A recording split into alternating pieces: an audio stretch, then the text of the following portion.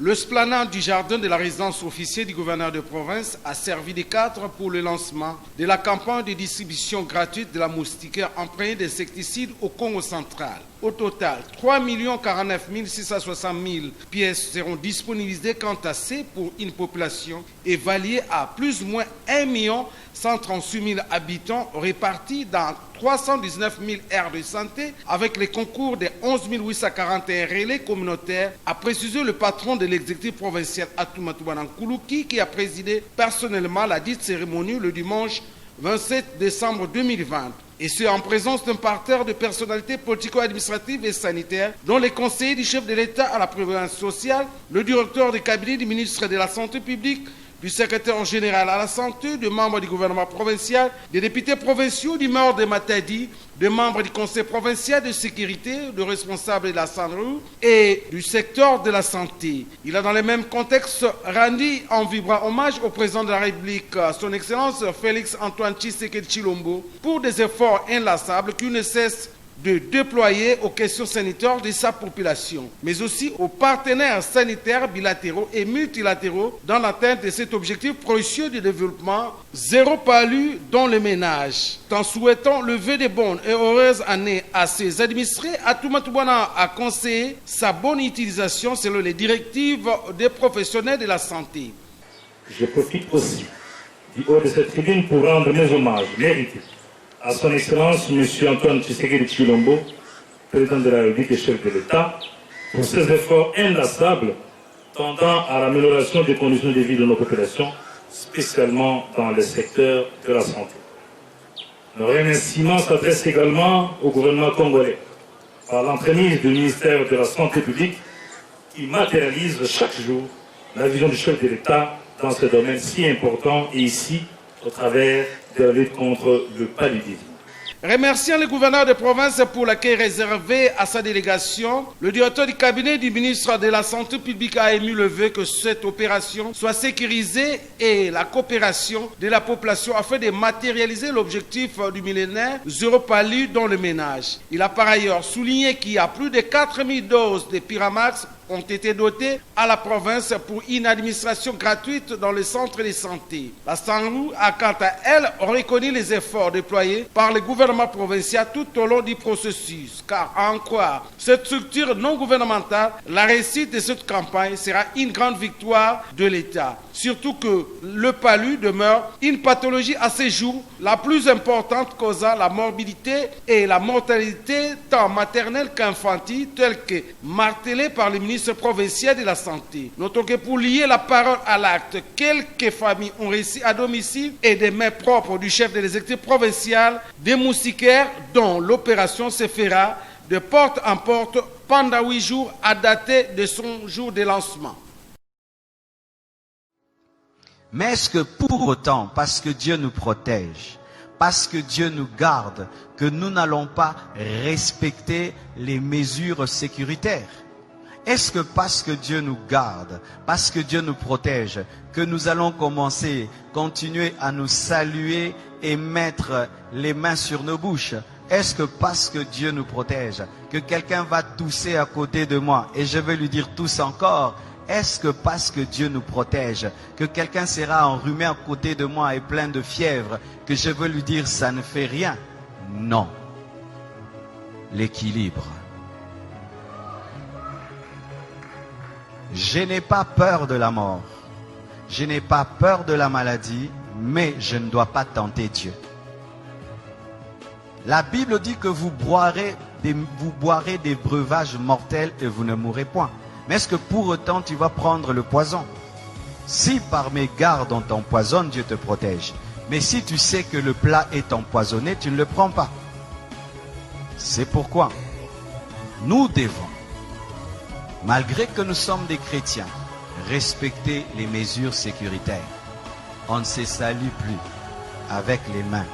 Amen. Nous devons, malgré que nous sommes des chrétiens et que nous n'avons pas peur, nous ne devons pas tenter Dieu. Amen.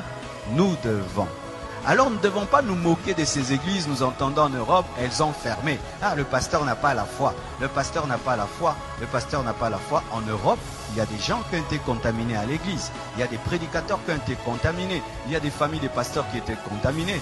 Ce n'est pas parce que tu es chrétien que tu es fou. Amen, hein? Ce n'est pas parce que tu es chrétien que tu sais qu'à l'école, il y a des enfants malades. Toi aussi, tu envoies tes enfants. Ce n'est pas parce que tu es chrétien que tu es médecin que tu ne vas pas porter le cache-nez. Ce n'est pas parce que tu es chrétien que tu ne vas pas laver les mains. Ce n'est pas parce que tu es chrétien que tu ne vas pas veiller sur ta santé. Sinon, il ne faut pas manger. Dieu va te nourrir. Il ne faut pas te laver. Dieu va te laver. Amen, hein? Alors mes frères, ne tombons pas dans la folie, ayons la foi. Amen. Hein? Même Jésus, quand on voulait le tuer avant le temps, il fuyait. Jésus fuyait la mort quand ce n'était pas le temps de mourir. Il n'a pas dit, je suis le crucifié, tuez-moi. Non, quand il était bébé, il a fui la mort. On l'a amené en Égypte. Chaque fois qu'on voulait le tuer avant le temps de Dieu, Jésus évitait, il fuyait. Mais quand le temps est venu, il a accepté la mort. Et la Bible dit ceci, soyez simples comme des colombes, prudents comme le serpent. Donc si demain on nous dit qu'il faut respecter un maître, tu respectes un maître. Amen. Hein?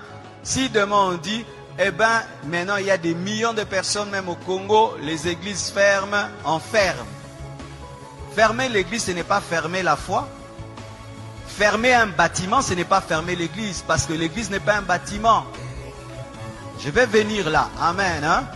Parce qu'il y a des gens qui, au nom de la foi, ils vont aller tenter Dieu et Dieu va leur prouver ce verset de Matthieu 4, versets 5 à 7. La Bible dit dans Matthieu 4, versets 5 à 7, le diable transporta Jésus dans la ville sainte, le plaça sur le haut du temple et lui dit, si tu es le Fils de Dieu, jette-toi en bas. Mets-toi en danger. Si tu es le Fils de Dieu, jette-toi en bas. Mets-toi en danger. Dieu te protège. Car il est écrit, il donnera des ordres à ses anges à ton sujet. Et ils te porteront sur les mains. Il lui présente une promesse de protection. Maintenant, il dit, mets-toi en danger. Parce que Dieu a dit qu'il va te protéger quand tu seras en danger. De peur que ton pied ne heurte contre une pierre. Jésus lui a dit quoi? Tu as raison. Je vais te prouver que je suis fils de Dieu. Je vais me jeter et les anges vont venir. Il a fait ça. Il a dit quoi? Tu ne tenteras pas le Seigneur ton Dieu. C'est dire quoi? Tu n'obligeras pas Dieu à agir.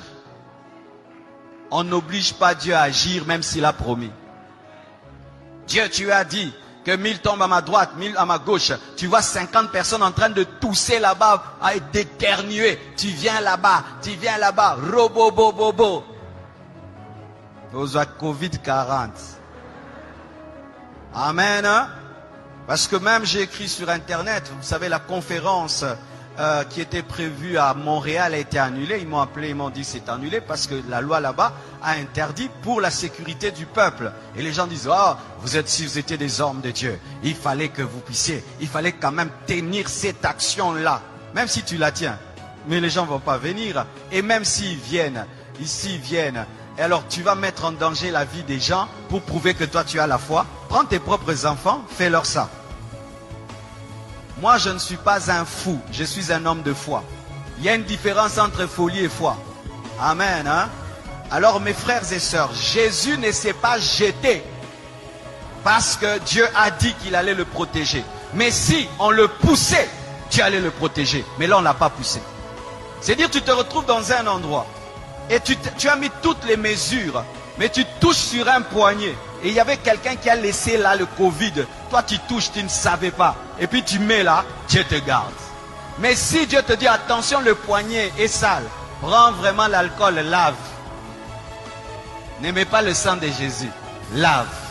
Le sang de Jésus agit quand tu ne sais pas. Mais quand tu sais, utilise l'intelligence et la connaissance.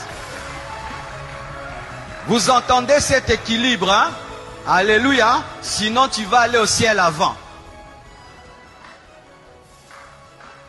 Amen.